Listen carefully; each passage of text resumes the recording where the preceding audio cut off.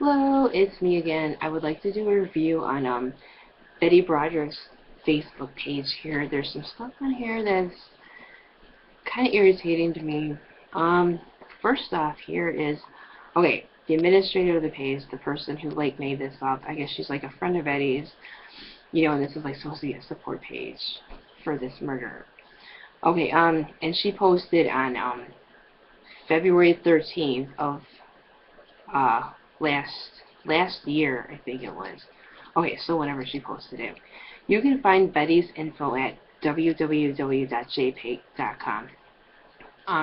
by using the inmate search feature. Just select California in the drop-down menu, as that's the state she's incarcerated in, then enter her inmate ID, which is whatever.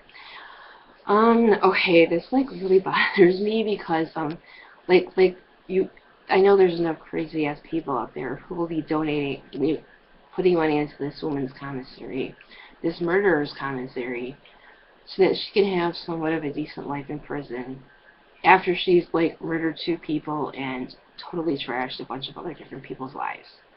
And they're gonna kind of try to reward her for that by giving her money. Really, all the people that are out here that are like suffering through no fault of their own. The economy is bad. There's a lot of people struggling out there, can't afford to eat, and you're gonna like send your money to somebody who's in prison, who's already getting like 3 meals a day, got a roof over her head. She put herself there by murdering two people. Why are we sending her money? And then get this responses on here from this Molly Christine Swipes. Tell Betty when she gets out, she can come stay with me. What? What? Oh, I cannot believe all the crazies that come out on Betty Broderick, like YouTube videos, her fan page here on Facebook. Oh, why would you want somebody who's been convicted of murder to come, like, live with you? From all accounts, the woman was a massive nut job way before she, like, murdered Dan and Linda. You should go look up Kim Broderick's testimony online here. She talks about how her mom would chase her and her siblings around the yard, like hitting them with hangers, like beating them and stuff. Telling her kids she was gonna like divorce their dad, since they were little. Constantly like throwing stuff at their dad, verbally assaulting him, physically assaulting him. And this is the person you want to live with you if she ever gets released. Oh, wow. Wow. Crazy, crazy, crazy. Don't know what people know what they're getting into, but wow. All I can say is, if you wind up dead, if she actually got out of prison and she wants to like live with you and you wind up dead, you kind of get what you deserve because not like it's no secret that she's crazy and that she already has murdered two people. So what? I don't get it. I don't get it. Okay, so here we go again. Another post dated October 17th, 2013, where the administrator of the page again is asking people. Okay, here's her direct post. You can show Elizabeth Broderick your support too. You, she sure She'd sure appreciate it. Through JPay. Sending money is just a click away with JPay. That's how you want to be throwing your money away. Alright, I went to the About page on Betty Broderick's Facebook page here, and they have an excerpt here from The 12th of Never by Betty Stumble.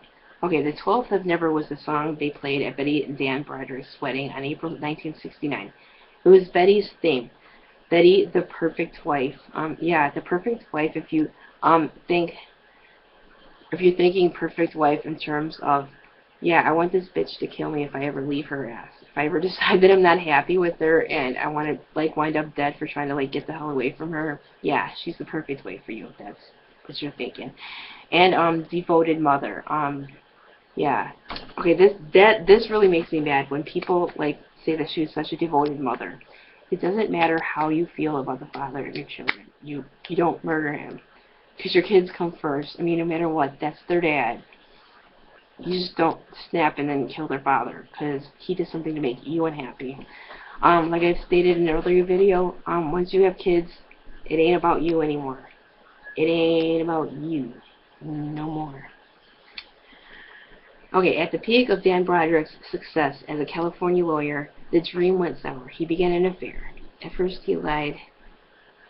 Then he decided to divorce Betty and marry his beautiful young office assistant, Linda Coquina. Betty went to pieces, obviously. Her identity shattered by divorce. Maybe you shouldn't have wrapped your identity up all in your husband. You should have had some of your own, and that wouldn't have happened, maybe? Just saying. Devastated by her loss of status, powerless, despairing, and ultimately enraged at her rejection. And that's like the key statement right there. She was enraged that she got rejected.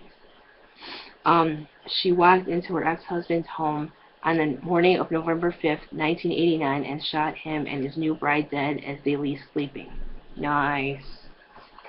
Way to go, Betty. This page was created wholly for Betty Broderick supporters, and by that I do not mean supporting of murder, but rather supporting of an early/reduced sentence. Join me if you feel she has more than served her time some 22 plus years later for the crime she committed, and the circumstances of that crime would/could not be duplicated at the age of 63. Yeah, because a 63-year-old, there's no way they'd be able to pick up a gun again and like aim it at somebody while they're sleeping and kill them. Yeah, there's just like no way that can happen, right?